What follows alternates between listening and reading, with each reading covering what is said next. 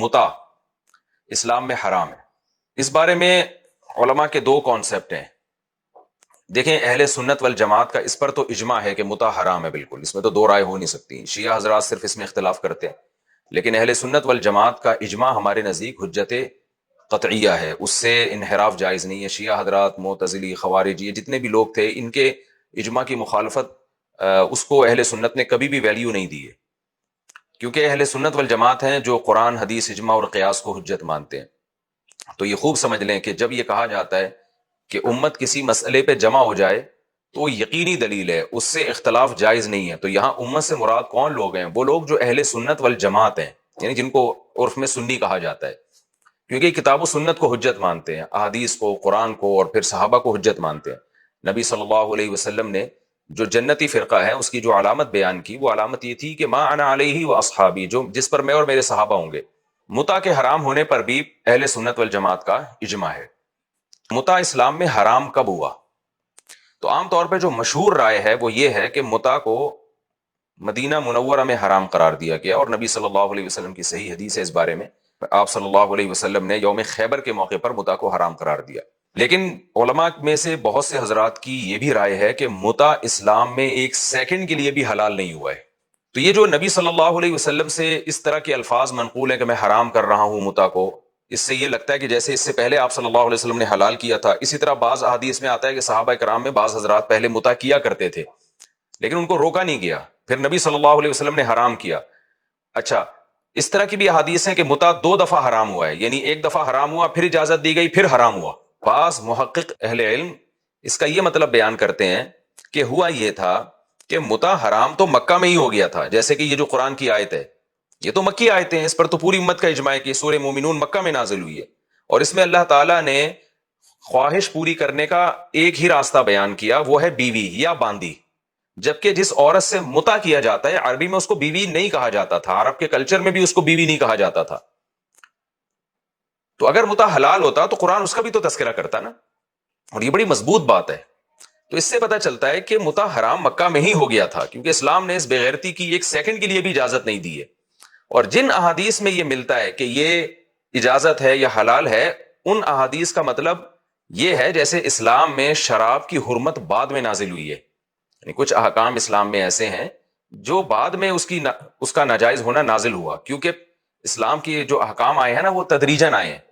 تو ہم یہ نہیں کہیں گے اسلام میں پہلے شراب حلال تھی پھر حرام کر دی، یہ تعبیر درست نہیں ہے، بلکہ یوں کہا جائے گا کہ شراب جیسی چیز اسلام میں کبھی بھی جائز نہیں رہی، لیکن اسلام نے اناؤنسمنٹ بعد میں کی ہے، لہذا اناؤنسمنٹ سے پہلے جو پیتے رہے تو حجت ان پر تمام نہیں تھی، لہذا اللہ ان کو معاف کر دے گا، بخش دے گا ان کو، کیونکہ ابھی تک حرمت نازل نہیں ہوئی، تو حرمت اسٹیپ بائی اسٹیپ نازل ہوئی ہے۔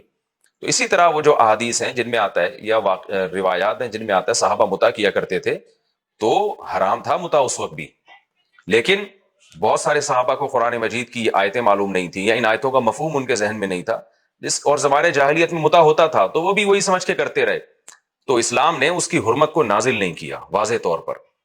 پھر جب حرمت نازل ہوئی ہے تو کچھ صحابہ کو پتہ چل گیا حرام ہے، انہوں نے چھوڑ دیا، بہت سو کو نہیں پتہ چلا، وہ پھر بھی اسی طرح مبتلا رہے اس میں۔ تو یوں سمجھا گیا، تعبیر کرنے والے نے یہ تعبیر کی کہ بھئی یہ ایک دفعہ حرام ہوا ہے لیکن کچھ لوگ کر رہے ہیں تو اس کا مطلب دوبارہ حلال ہو گیا ہے۔ پھر نبی صلی اللہ علیہ وسلم نے فتح مکہ کے موقع پر عمومی اعلان کر دیا۔ تو یہ جو بار بار اناؤنسمنٹ ہو رہی ہے، راوی اس کو یہ تعبیر کر رہا ہے کہ بار بار حرام قرار دیا جا رہا ہے، تو یہ راوی کی تعبیر ہے، ورنہ حقیقت نہیں ہے کہ حرام تو پہلے ہی سے ہے، بار بار اناؤنسمنٹ کی جا رہی ہے اس کی۔ تو یہ قول ہمیں دلیل کے لحاظ سے بہت مضبوط معلوم ہوتا ہے، ورنہ قرآن کی آیت کا کوئی مطلب بنتا نہیں ہے۔ اور پھر حضرت عمر رضی اللہ تعالی عنہ نے ہمیشہ کے لیے اس پہ پابندی لگا دی۔ یہاں بھی آپ خوب سمجھیں، صحیح ہے مسلم کی حدیث ہے، حضرت جابر بن عبداللہ رضی اللہ عنہ فرماتے ہیں کہ ہم نبی کے دور میں بھی متع کیا کرتے تھے، حضرت ابو بکر کے دور میں بھی، حضرت عمر نے ہم پہ پابندی لگائی۔ یہاں بھی آپ دیکھیں، اس سے کیا پتہ چلتا ہے کہ متع تو نبی کے دور میں بھی حرام نہیں ہوا، ابو بکر کے دور میں بھی حرام نہیں ہوا، حضرت عمر نے حرام کیا۔ اس کا بھی وہی جواب ہے کہ بھائی حضرت جابر بن عبداللہ کو نہیں پتہ چلا کہ متع حرام ہو چکا ہے اسلام میں، تو وہ یہ سمجھتے رہے کہ ابو بکر کے دور میں بھی حلال تھا، پیغمبر کے دور میں بھی حلال تھا، حضرت عمر نے حرام کیا ہے، حالانکہ حضرت عمر اللہ کے حلال کو حرام نہیں کر سکتے، اناؤنسمنٹ کی تھی۔ تو خوب سمجھ لیں، بعض دفعہ اناؤنسمنٹ ہوتی ہے، اس کو تعبیر یوں کیا جاتا ہے کہ حرام قرار دیا جا رہا ہے، حالانکہ حرام پہلے ہو چکا ہوتا ہے، اناؤنسمنٹ بعد میں ہوتی ہے اس کی۔ یہ جو متع والی حدیث ہے نا، اس کی میں تشریح 3 طلاق کے مسئلے میں بھی کر چکا ہوں، کہ عبداللہ بن عباس فرماتے ہیں نبی کے دور میں 3 طلاق کو ایک سمجھا جاتا تھا، عمر کے دور میں بھی حضرت عمر نے 3 کو 3 قرار دیا. اس کا بھی یہی مطلب ہے کہ سمجھا جاتا تھا، بعض صحابہ سمجھتے تھے. حالانکہ 3 کے 3 کہنے کی جو آیتیں ہیں وہ نازل ہو چکی تھی قرآن مجید میں. ابو بکر کے دور میں بھی نازل، یعنی ان پر عمل ہوتا رہا، لیکن بہت سارے صحابہ کو علم نہیں تھا تو وہ 3 کو ایک سمجھتے رہے. حضرت عمر نے عمومی اناؤنسمنٹ کر دی. تو خلاصہ یہ نکلا کہ 3 طلاق بھی نبی کے دور میں 3 ہی تھیں، لیکن بعض صحابہ یہ سمجھتے تھے کہ ایک ہے، کیونکہ زمانے جاہلیت میں ایک سمجھی جاتی تھی، تو وہ یہ سمجھتے رہے کہ حضرت عمر نے پابندی لگائی. اسی طرح متع مکہ میں حرام ہو گیا تھا، لیکن بعض صحابہ کو علم نہیں تھا. انہیں ان میں سے بعض کو پتا چلا مدینہ میں حرام ہوا تو انہوں نے کہا کہ مدینہ میں حرام. بعض کو پتا چلا کہ نہیں 2 دفعہ اناؤنسمنٹ ہوئی ہے تو وہ سمجھے کہ 2 دفعہ حرام ہوا ہے، 2 دفعہ حلال تھا. اور بعض یہ سمجھے کہ یہ اناؤنسمنٹ تو حضرت عمر کے دور میں ہوئی ہے، لہذا حرام ہی حضرت عمر کے دور میں ہوا ہے اور حرام ہی حضرت عمر نے کیا ہے گویا کہ. تو یہ سب تعبیرات کا اختلاف تھا. حقیقت یہی ہے کہ قرآن کی سائز سے واضح پتہ چل جاتا ہے کہ متع اسلام میں ہمیشہ سے حرام رہا ہے. ہاں زمانہ جاہلیت میں جائز سمجھا جاتا تھا تو اسلام نے اناؤنسمنٹ اس کی مختلف مرحلوں میں کی ہے. اور حضرت عمر کا دور خلافت بہت مضبوط تھا تو حضرت عمر نے عمومی قانون بنا دیا کہ اب اگر کوئی متع کرے گا تو میں اس کو رجم کروں گا، زنا والی سزا دے کے پتھروں سے مار کے ہلاک کروں گا اس کو میں. کیونکہ بعض لوگوں کو سمجھتے تھے کہ متع حلال ہے، بعض سمجھتے تھے کہ حلال نہیں ہے. حضرت عمر نے عمومی قانون بنا دیا بھائی یہ بالکل حرام ہے، اب اس میں کسی کا کوئی عذر نہیں چلے گا. تو یہ خوب سمجھ لیں کہ یہ جو متع ہے اسلام میں اسی آیت کی روشنی میں حرام ہے. اب متع ہوتا کیا ہے یہ بھی میں بتاتا چلوں.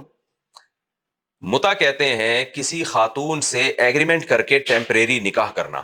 یہ شیعہ حضرات کے ہاں اس کو جائز سمجھا جاتا ہے کہ ٹیمپریری نکاح کرنا. ٹیمپریری نکاح کا مطلب دل میں صرف نیت نہیں ہے آپ کے کہ میں اس کو بعد میں چھوڑ دوں گا، بلکہ زبان سے ایگریمنٹ ہے کہ چند سالوں کے لیے، چند مہینوں کے لیے، چند ہفتوں کے لیے، چند گھنٹوں کے لیے آپ کسی خاتون سے معاہدہ کرتے ہیں، 2 گواہوں کی موجودگی میں ایجاب و قبول کرتے ہیں. ایسے ایجاب و قبول جیسے باقاعدہ نکاح میں ہوتا ہے. اس طرح سے ایجاب و قبول ہوتا ہے. جب وہ ٹائم گزرے گا تو عورت خود بخود اس متع کی پابندی سے آزاد ہو جائے گی. یہ عمل متع کہلاتا ہے. حقیقت یہ ہے کہ اس میں اور زنا میں کوئی فرق ہے نہیں. بعض حضرات یہ کہتے ہیں کہ بڑا فرق ہے جی، نکاح میں گواہ ہوتے ہیں اور زنا میں گواہ نہیں ہوتے، تو متع میں بھی دیکھو گواہ ہوتے ہیں، تو اس سے پتہ چلتا ہے کہ متع بھی نکاح جیسا ہے. تو دیکھیں گواہ تو زنا میں بھی بنائے جا سکتے ہیں. زنا میں اور نکاح میں بنیادی فرق گواہوں کا نہیں ہے، بلکہ زنا میں اور نکاح میں بنیادی فرق یہ کہ نکاح میں عورت باؤنڈ ہو جاتی ہے، وہ اپنی مرضی سے جا نہیں سکتی ہے، جبکہ زنا میں عورت جب چاہے جا سکتی ہے. تو متع اور زنا میں صرف اتنا ہی فرق ہے کہ زنا میں ایک دفعہ زنا کے بعد عورت جا سکتی ہے، متع میں فوراً نہیں جا سکتی. جو وہ ایگریمنٹ اس نے کیا ہوا ہے اس ایگریمنٹ کی پابند رہے گی وہ، اور اس کے علاوہ کوئی فرق نہیں ہے. تو اور ویسے بھی اسلام ایک دین فطرت ہے، پاکیزہ مذہب ہے. جو لوگ بھی متع کو حلال کہتے ہیں ان سے ایک سوال پوچھا جائے کہ جب آپ اپنی بیٹی کا نکاح کرتے ہیں، شادی کرتے ہیں، آپ کارڈ بانٹتے ہیں، دنیا کو دعوت دیتے ہیں، اپنے داماد سے 20 لوگوں کو آپ ملاتے ہیں، اس عمل میں آپ فخر محسوس کرتے ہیں کیونکہ آپ کی رشتہ داری بڑھ گئی ہے. بلکہ داماد اگر زیادہ اچھی کوالٹی والا ہے تو لوگ فخر سے ملوا رہے ہوتے ہیں، میرے داماد ہیں، یہ چارٹرڈ اکاؤنٹنٹ ہے، یہ فوج میں اتنا بڑا آفیسر ہے، یہ اتنا بڑا سیاستدان ہے، یا یہ اتنا بڑا ڈاکٹر ہے.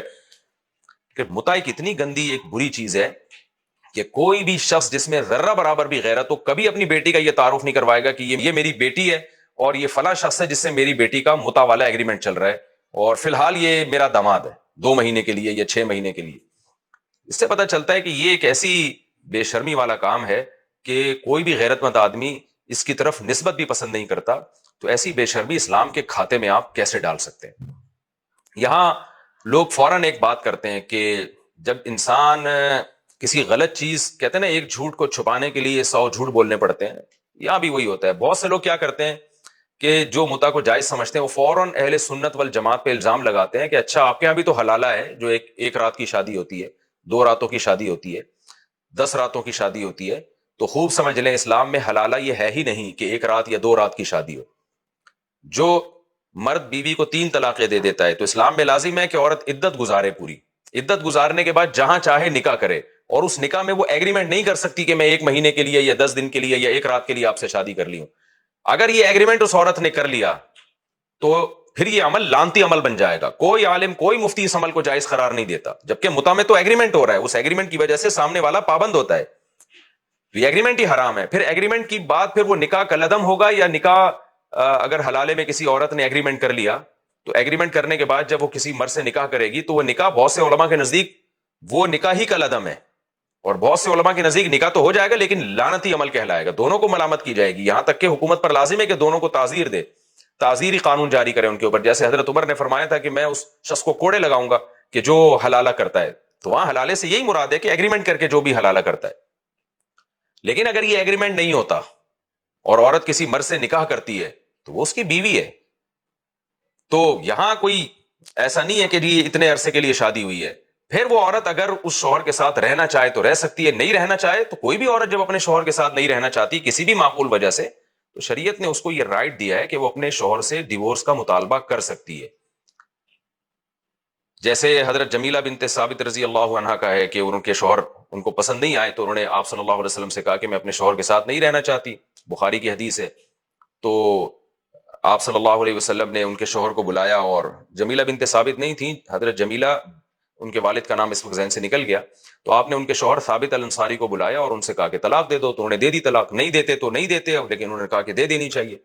تو کوئی بھی عورت کسی بھی وجہ سے اپنے شوہر سے اگر طلاق مانگتی ہے کوئی معقول وجہ سے, تو مانگنے میں کوئی حرج نہیں ہے. شوہر دے دے تو ٹھیک ہے, نہیں دے تو پھر عورت کو شوہر کے ساتھ ہی رہنا پڑے گا. تو یہاں بھی ایسے اگر ایک عورت نے ایک شوہر سے نکاح کیا ایک مرد سے اور اس کے ساتھ زندگی گزارنا شروع کی, لیکن اس کو خیال آتا ہے کہ میرا پہلا شوہر زیادہ اچھا تھا, تو وہ اس سے طلاق کا مطالبہ کر سکتی ہے. یہ دے دے گا تو ٹھیک ہے. عدت گزارے عورت جہاں چاہے نکاح کرے, تو جہاں چاہے نکاح میں جیسے کسی سے بھی نکاح بے غیرتی نہیں ہے, تو پہلے والے شوہر سے نکاح کرنا بھی بے شرمی اور غیرت کے خلاف نہیں ہے. اور اگر وہ شوہر طلاق نہیں دیتا تو پھر عورت پر لازم ہے کہ شوہر کے ساتھ رہے. لیکن متع میں ان میں سے کوئی بھی کام نہیں ہوتا. متع کا مطلب یہی ہے کہ ٹائم پورا ہو گیا اور ایگریمنٹ ختم ہو گیا. اس لیے متع اور جو جائز حلالہ ہے اس میں زمین آسمان کا فرق ہے, اس کو اس پہ قیاس نہ کیا جائے.